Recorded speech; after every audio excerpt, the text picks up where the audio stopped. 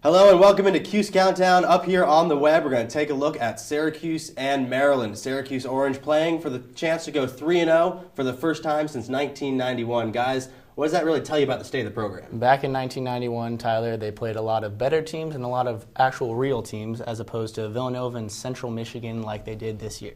Well, yeah, Tyler, I'm going to have to agree with Bailey. I don't know how much it tells us about the program, really. I think Maryland's the first real measuring stick we'll see this year.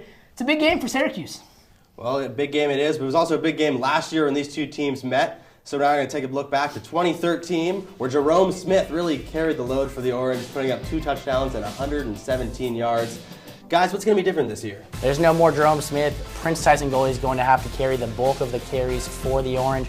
Against a Maryland defense that's been stepping up as of late, I don't know how he's going to be able to manage that. Yeah, we talked about it, Bailey. It's interesting to see Prince Tyson Gully this year. Will he be the guy to carry the Orange?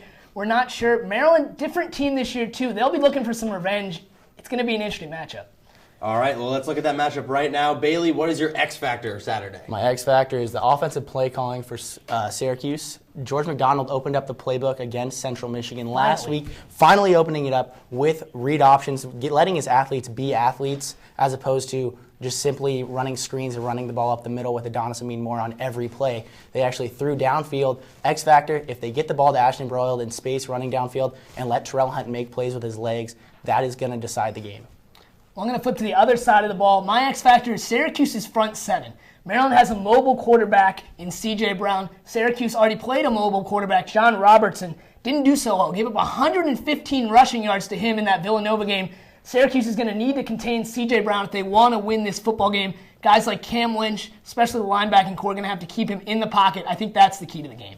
All right, those are the keys to the game. What actually happens in the game? Kevin, your prediction? Well, Tyler, unfortunately, I think Syracuse, facing their first real opponent of the season, is going down. I'm taking Maryland 31-21.